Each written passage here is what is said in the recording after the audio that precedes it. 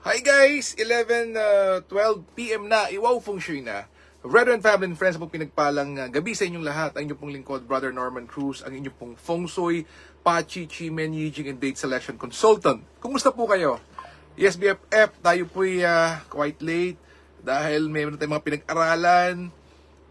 Of course, you know for a fact that tayo po'y nag-enroll sa bootcamp, bootcamp about contents. So, yes, we're trying our best to do it. Of course, yes, so, nagkakatapos lang po a few minutes ago. So, ngayon po. So, tingnan natin. Then also, watch out po yung sa aking pong mga reels po, yung mga short but crispy po na mga, alam nyo na, information po. Yung mga, gaya po kanina, I did a sharing, hard work is not enough. Kailangan may alignment. Maybe mag-antay ka lang ng ilang oras, it will make a difference. So, yung push natin kanina. But then again, we still have this, don't you worry. Kung may mga shorts tayo, reels, but again, of course, BFF, I'm so grateful that, being able to share, being to help a lot po sa inyo. Thank you for the kind words po. Salamat ng marami. At nakakatulong po yung ating backing and sharing. At kayo din po, ikaw dyan, try mo to. Walang bayad. Backing direction lang po naman. Pwede yung panoodin naman po ng replay the whole day now until 10:59. Applicable po yung mga direksyon. Bakit po kaya yung panalangin, yung iyong mga meditation, yung iyong mga internalizing hindi nagwo-work out? Because wala sa timing. Timing, yung BFF, mali ang timing, mali ang backing, mali lahat. So why not try this? Dagdag mo lang naman BFF. Then of course, we do 5 things. Yung panglima po, BFF, sana ginawa mo kanina. Sa Sunday Mass, nag-donate ka. Well, of course, sa iba, umulan, hindi nakapagsimba. Pero next Sunday, bawi tayo. Bawi ho kayo. Well, ako, nakapagsimba po. Anyway, 5 things. So, Sunday Mass, you should have donated or any other day, do it. Number one, importante po, let go of the past. Importante po yung BFF. Let go of the past. Bad people, bad things, lost opportunities, let go. Number 2, open up ka naman. Hindi po ba? Open up for new opportunities to come into your life. Give people a chance, new people, of course, new people po, opportunities to come into your life. 3, thank those who love you, who really care for you, and of course, naman upstairs, naman in charge, pasalamat ka. Number 4, pray, wish, manifest, visualize the outcome of what you want. Maybe for tomorrow, maybe for the week. Malilit lang muna BFF If you are feeling sick, well, manifest for a good cure, tamang doctor, tamang hospital po, that you get cured and address po yung iyong health concerns. If you need helpful people, you may want or visualize that person that will help you, BFF, pwede naman po. So don't you forget. And of course, 5, give it a chance, donate. Of course, Monday kailangan, tingnan natin. Monday.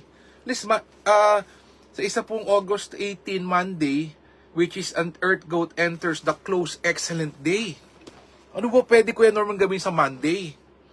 Daming gana po, Well, of course, hindi na po ganong makarelate dahil tayo po hindi nanonood ng balita po ng local news. Maybe, dadaan po sa aking Facebook, yun lang po. But, parang i-career, hindi na po. Okay na po to.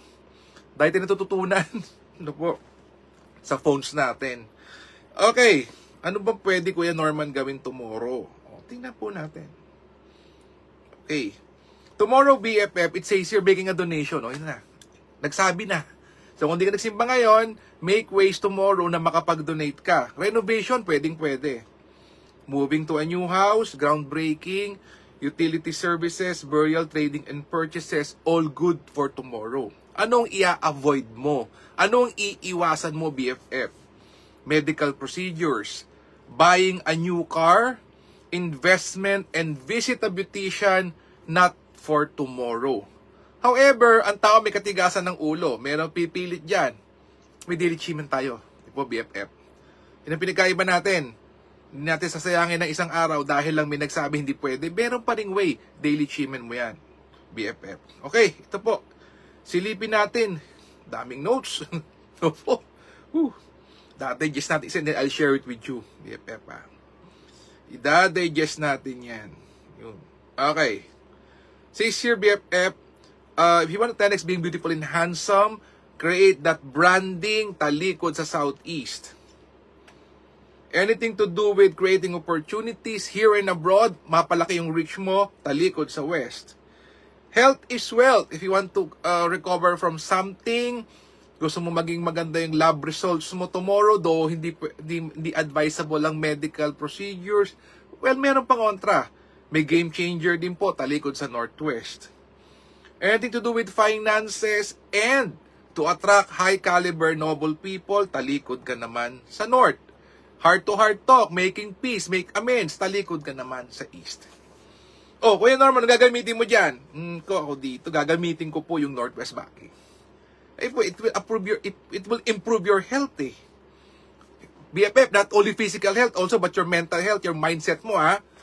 Ginagamot din yan. And of course, there's the most powerful deity dito po sa Northwest. So, I'll use the Northwest backing. Nakaupo, pwede na ngayon, gumamit ng compass, nakatalikod sa Northwest, count from 64 to 1, and then you do the 4 things. Let go, open up, give thanks, pray, wish, manifest for what you want, and given the chance, donate. Sinabi na nga po, mag-donate eh. Let's do it, BFF. Okay, ito naman. Green Dragon returns. Flying Bird Fall into Cave. And Jade Maiden Watching the Door. Meron ba, Kuya Norman? Ito, BFF Hourly Chimen. Very potent ito. Very potent. O, sa hindi makatulog, 3 a.m. to 4:59 a.m. Nakatalikod sa North, Green Dragon return. And also, if you want to gain more courage, yung tapang po. 5 a.m. to 6:59 a.m. Southwest backing, Jade Maiden Watching the Door. To increase your likability and charisma. May Jade Maiden ulit po, 9 a.m. to 10:59 a.m. talikod sa East. And another Jade Maiden, 11 a.m. to 12:59 p.m. talikod naman sa Southwest. O review, BFF, Jade Maiden, for likability and control. Good for planning and strategizing. Easily obtain help. Turn enemies into friends. Positive for negotiations, career, and educational pursuits. Wow! Yan na, BFF. Alam niyo, BFF, during po my trip sa Langkawi, it's a Chimen Club meeting po yon. 2 days, and Chimen Paradise 2 days. So it's composed of 4 days, break po yung gitna, so 5 days, or I would say I was there in Langkawi more than a week. Something happened po in Langkawi. We have this manifesting, nandun ka sa beach. I think that was 5 p.m. to 6:59 p.m. Doon kami sa beach, of course, meron doon mga shaded area, grasya, mainit. That time kasi doon nagagabi, more or less close to 7:30 na, nagdidilim. So we did the manifesting, and I think something happened in there. Para pong for so long a time, I was, just relaxed lang po, no? Para pong, well, if it comes, it comes. Pag nagka-certificate, thank you. Pag hindi, no problem. But something changed po there, no po? There was an alignment. And I think that alignment now for me is to be a better version of myself. Meaning I have to review, I have to check, I have to apply new things po. And yes, something happened, no po? There's something in there that, that what I'm doing now po, I think it's related to that. Yung Langkawi po namin ng Chimen Club. So with God's grace, BFF, I'll be renewing my Chimen Club membership come this November. For another year, this will be my 7th year with the Dato Chimen Club.